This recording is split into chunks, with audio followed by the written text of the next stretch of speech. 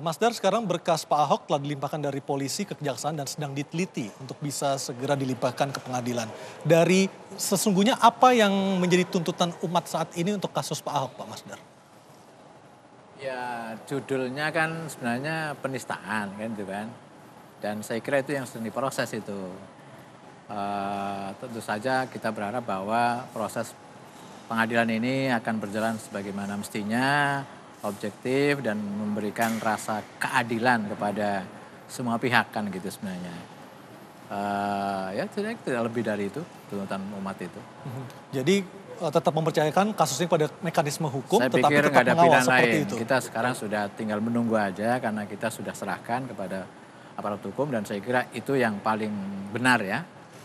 Ajaran Islam juga begitu, kalau ada masalah serahkan pada pihak aparat hukum dan kita tentu akan menerima apa yang menjadi keputusannya. Tentu kecuali kalau ada distorsi yang begitu transparan gitu ya, tentu akan ada reaksi. Tapi sejauh tidak ada ya kita akan terima. Muhammadiyah juga punya pandangan yang sama, Pak? Ya, punya pandangan yang sama. Kita negara hukum, kita percayakan pada proses hukum, tapi tentu tadi harus adil, menjunjung tinggi keadilan dan saya kira teman-teman di Muhammadiyah tetap juga akan mengawal persidangan itu. Kita akan hadir di setiap persidangan yang nanti persidangan Ahok gitu kan.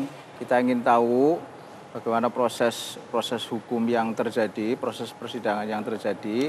Nanti kan publik tuh akan tahu. Sekarang itu media sudah begitu banyak. Jadi aparat sebenarnya tidak boleh main-main. Orang sudah bisa mantau, orang bisa siaran langsung, memantau persidangan itu. Kalau kemudian antara fakta persidangan dengan nanti kemudian vonis dari hakim berbeda, ini jangan kemudian terjadi karena ini juga akan mengundang reaksi kembali. Jadi penegak hukum harus betul-betul adil. Pak Zaitun, dengan pertemuan siang tadi dengan Kapolri, apakah himbauan dari Polda selama ini yang menghimbau agar warga di daerah tidak datang ke Jakarta, apakah itu masih berlaku?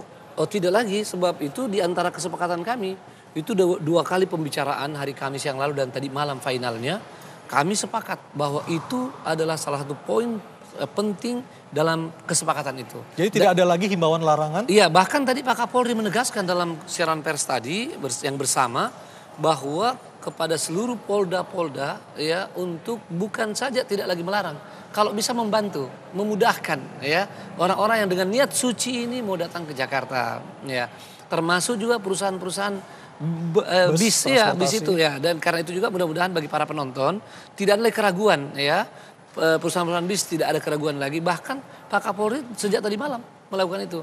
Dan hari ini Pak Kapolri berjanji juga akan melakukan konferensi pers, telekonferensi dengan seluruh Kapolda se-Indonesia. Sehingga tidak akan ada lagi benturan-benturan. Sebab ini namanya kalau hati nurani akan bergerak, tidak ada yang bisa mencegah. Kemarin itu akibat daripada larangan, akibat daripada pembatalan bis-bis itu, dari Ciamis itu lebih 1.000 orang sudah mulai jalan tadi pagi. Ya, laporan tadi ini sudah hampir 30 kilo mereka berjalan. Nah, ya. Dan itu hampir 270 kilo sampai ke Jakarta. Jadi mereka perkirakan 4 hari sampai. Nah sebetulnya ini kami dari GNPF dan mudah-mudahan juga pihak kepolisian akan mengantisipasi ini, segera mengirimkan bis. Kami lagi koordinasi tadi, kita akan tahu titik mana mereka, bis akan menjemput mereka. Supaya janganlah kasihan mereka dengan semangat, dengan keikhlasan harus berkorban seperti ini. Walaupun ya seperti kata Pak Kiai tadi, ini bisa menjadi satu catatan sejarah penting, kebanggaan kaum muslimin yang tentu tidak direncanakan, tapi benar-benar murni dari semangat ya, murni dari keikhlasan. Tempat aksi bela Islam di Silang Monas, kalaulah jumlah umat yang datang membludak dan tidak lagi mampu menampung jumlah jamaah sholat Jumat, kemana? Nah ini sudah disepakati. Ya tadi Pak Kapolri juga menjelaskan, kami disepakati bahwa kalau tidak tertampung keluar ke Medan Merdeka Selatan. Ya kalau tidak tertampung lagi maka bisa ke belakang terus ke Gambir itu, lalu mungkin sampai ke Tugutani. Ya tidak masalah. Nah bagi mereka dari jurusan lain yang kemudian belum sampai ke Monas, mereka sholat di mana pas udah Jumat ya silakan mereka bisa. Tentu kalau sudah tidak tertampung dan tidak bisa mencapai Monas, maka mereka harus mencari masjid terdekat sholat Jumat. Artinya bukan meluber ke jalan-jalan sekitar Monas, tidak seperti tidak itu lagi, ya. Tapi ini kan kita berharap bahwa ada pengaturan yang baik sehingga dari awal mereka bisa terarahkan, semuanya nanti bisa mengikuti satu komando dari Monas itu, ya insya Allah. Nah kalau jumlah yang kita perkirakan minimal sama dengan yang lalu memang itu akan meluber ke jalan. Dan itu menurut Pak Kapolri tidak ada masalah, sebab itu sudah merupakan efek atau merupakan hal yang tidak bisa dihindari. Ya, yang paling penting bahwa pusatnya tetap di Monas. Pak Masdar, apa arahan bagi warga Nahdien yang akan ikut serta dalam aksi 2 Desember mendatang supaya mereka tidak disusupi oleh anggota-anggota dari kelompok lain yang punya kepentingan lain pula? Ya pertama luruskan niat bahwa niatnya adalah untuk membela kesucian dan kehormatan kitab Quran gitu. Itu yang pertama. Yang kedua tentu saja di dalam proses mulai dari rumah sampai sini juga harus menjaga ketertiban, jangan sampai biasanya kan kalau ada crowd ya gampang tersulut emosinya, dan kemudian juga kadang-kadang juga ada yang memprovokasi, dan ini mohon setiap gugusan itu ada seorang yang senior lah ya gitu, yang kurang lebih bisa mengawasi gerak-gerik dari grupnya itu supaya tidak gampang terprovokasi dan juga jangan memancing provokasi kepada kanan kiri. Saya kira itu penting. Dan yang ketiga tentu saja ketika sudah sampai ke Jakarta tentu akan mendapatkan tempat yang telah disediakan dan ikuti acara yang telah dipikirkan, telah disediakan itu dengan penuh penghayatan bahwa ini nawaitunya adalah untuk nawaitu harus dijaga. Muhammadiyah seperti itu apa? Yang penting sekali nawaitunya. Pak Mamun? Iya, kalau ya sama lah dengan dari sikap MUI, dari sikap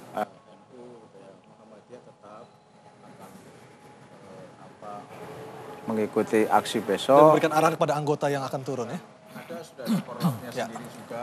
Jadi ada korlap-korlap itu ada sekitar 60-an orang lah yang akan mengamankan aksi besok. Pak Zaitun, apakah ada tanda pengenal khusus bagi umat yang akan turun untuk memisahkan atau membedakan mereka dengan kelompok-kelompok yang di luar umat yang akan turun tanggal 2 Desember mendatang? Tidak ada, tetapi itu umumnya sudah otomatis itu pakaian putih. Itu umumnya.